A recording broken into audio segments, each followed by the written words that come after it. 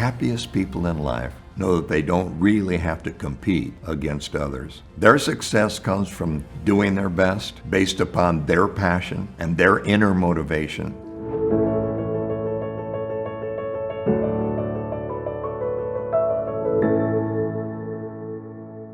Time management contains one great paradox. No one has enough time, and yet everyone while living has all there is. You see, time's not the problem. The problem is separating the urgent from the important.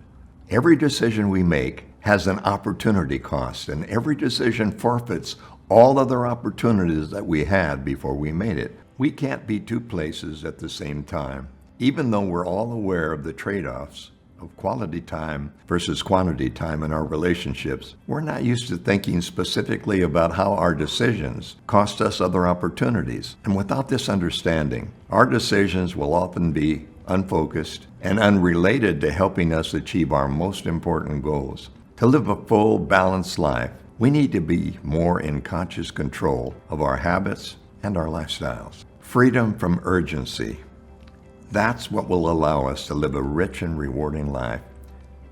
You may have thought that your problem was time starvation, when in truth, it was in the way that you assign priorities in your decision-making process. Have you allowed the urgent to crowd out the important? Each day will continue to encounter deadlines that we must meet and fires not necessarily of our own making that we must put out. Endless urgent details will always beg for attention, time, and energy. What we seldom realize is that the really important things in our life don't make such strict demands on us, and therefore we usually assign them a lower priority. The local university doesn't call us to advance our education and improve our life skills. And you know, I've never received a call or an email from a health club that I joined insisting that I show up and work out for 30 minutes a day.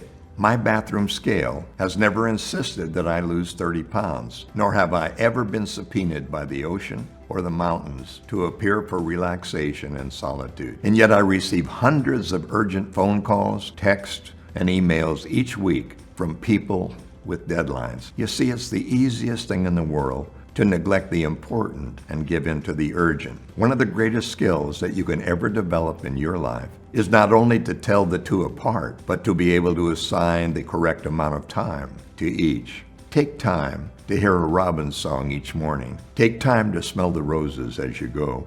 And before you leave, please say, "I love you" to the ones you know. And take time out for a sunset and its afterglow. Take time to climb a tree with kids this summer. Explore each country back road you can find. And take a moment now and then to build a castle in the sand. Take time to hike that mountain when you can. Take time to play. Your work can live without you. Give up the urgent for the afternoon. And take a loved one by the hand and slowly gaze at that full moon. Don't let this minute pass you, for the years go by too soon. Take time today to share and give before it slips away.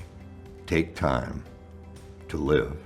How do you measure success? For me, success and winning are very personal, and they mean something different for each of us. For me, it's not what you get that makes you successful. It's what you're continuing to do with what you've got. Happiness and fulfillment seem to be associated with the richness of the experience of the journey, not in the fleeting moment of recognition of having arrived. You can't gain success and then sit back and enjoy it like a giant lollipop that never melts away. You know, this is why some of the superficial self-help myths leave us empty and hungry for the truth. Success is not a destination, it's a way to travel. A feeling of inner joy and success seems much harder to acquire than a Mercedes, a stallion, or a castle with a wine cellar. To feel successful deep inside, we need to understand why we were created, who we are, and what we really want in life. One wealthy, happy, and successful entrepreneur confided, "I could have made a lot more money in my life, but I preferred to sleep well at night." This individual found the ideal combination, outer as well as inner success, but only because of the realization that all success must be built from the inside out. As I've learned through my own wins and losses, the success of others has little to do with my personal success. True success is not measured by what others may say or what they may accomplish. Though we all tend to compare ourselves with others, the happiest people in life know that they don't really have to compete against others. Their success comes from doing their best based upon their passion and their inner motivation. So instead of achieving or performing to impress the world or your peers, seek to do something that is beautiful, excellent, and heartwarming. Suppose, for example, that you set out to learn to play a certain piece on the piano, and you practice hard and long on the difficult concerto, and then you play it. You may play the piece one day for an audience of one or many, but that isn't why you seek to master it. You do it for the sheer exhilaration of doing your best. You need no one else to measure you or your skill. Your gallery is your private relationship with your own creator and your own self-respect. Real success comes in small portions, day by day. A smile, a hug, a sunrise, a sunset, beach sand between your toes, a satisfied customer, a child's happy squeal, the smell of lilacs, a hand extended, a phone call from a friend, a tree, a tasty meal eaten without haste. The list is endless, but our minutes to enjoy and appreciate life's small successes are not. If there's one thing that I want my children and my grandchildren to learn from me, it is to take pleasure in life's daily little treasures. It's one of the most important things that I've ever discovered about winning and measuring success. Victory is not gained only at someone's expense. Every victory does not result in a defeat. Being the best is identifying the talent or potential that you were born with, and then using it as fully as possible toward a purpose that makes you feel worthwhile and at the same time benefits others. Success is not a matter of simply gaining financial wealth, but I believe that we all should seek financial security. In fact, it ensures that our golden years can be spent with freedom of choice and dignity. But money is like a plane ticket. It will take you nowhere unless you use it. A ticket does you no good if it is preserved and worshiped for its own sake. Actually, money and knowledge are very much the same. They mean nothing when you simply collect them, and they mean everything when you employ them, share them, and put them to work. I believe that there is a way to be happy and contented. I believe we can master the skills and attitudes and disciplines needed to be the best that we can be. And I believe that there are keys that unlock the door